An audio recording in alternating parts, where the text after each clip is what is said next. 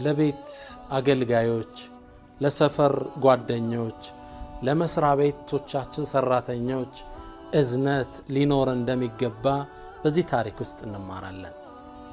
ዩሻዕ ኢብኑ ኑን ከነቢዩላህ ሙሳ ጋር ቃቸውን ይዞ የሄደው ግለሰብ ትልቅ ኃላፊነትን የሰጡት ወጣት አሳውን የምታጣበትን ቦታ ትነግረኛለህ ተብሎ ትልቅ ኃላፊነት የተሰጠው ወጣት አሳውን ረሳው።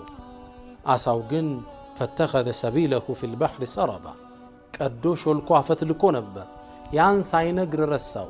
ነቢዩላህ ሙሳ ረጅም ርቀት ተጉዘው በጣም ደግሟቸው አቲና ገዳአና ለቀድ ለቂና ሚን ሰፈሪና ሃዛ ነሰባ ልክ ሲሉት አረአይት አየህ እንዴ ኢዛ ወይና ኢለ ሰኽራ ወደ አለቱ ጠጋብለን አርፈን እያለ ፈኢኒ ነሲቱ ልሑት የአሳውን ጉዳይ እኮ ረሳሁት፣ የሰጠኸኝን ኃላፊነት ዘነጋሁት ብለው አሏቸው።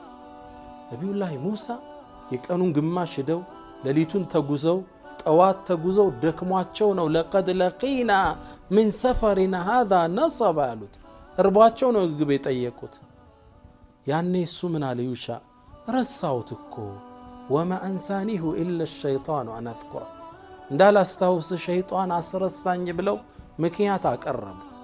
ተቆጧቸው፣ ተበሳጩባቸው። በጭራሽ ይህን ያህል አደከምከን፣ በረሃውን አስጓዝከኝ፣ የጌታዬን ኃላፊነት አዘገየህብኝ አላሉትም።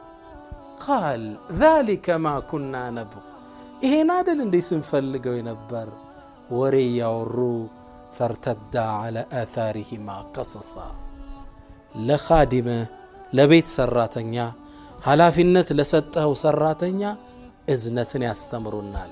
ከዚህ ታሪክ የምንማረው አምስተኛው መሰረት ይሄን ነው። ነብዩ መሐመድ ሰለላሁ ዐለይሂ ወሰለም ባህሪያቸው ይሄን ነበር። ይሄን የቁርአን አስተምሮት ኑረውት ነበር።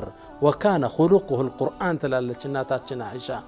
አኽላቃቸው ቁርአንን ነበር የሚመስለው። ያዘዘው የሚታዘዙ አስተምሮቱን የሚኖሩ ምርጥ ነብይ ነበሩ። ወሊዛ يقول أنس بن مالك من ይላል خدمت النبي صلى الله عليه وسلم 10 سنين 10 ዓመት መልእክተኛውን خدمኳቸው አገልጋይ ሆኛቸው ነበር ለ10 ዓመት። በዚህ 10 ዓመት ውስጥ ይላል አንድ ነገር አዘውኝ ሳልሰራው ለምን ያልሰራው አላም ደግሞ የሆነ ነገር አትስራው ብለውኝ ሰርቸው ለምን ሰራው ብለውኝ አያውቁ። ሱብሃንአላህ ጉድ ነው፣ ይገርማል። 10 ዓመት እንዴት ከቤት አገልጋይ ጋር ትጋጭ? እንዴት አኽላቅ ነበራቸው። ወሊዛ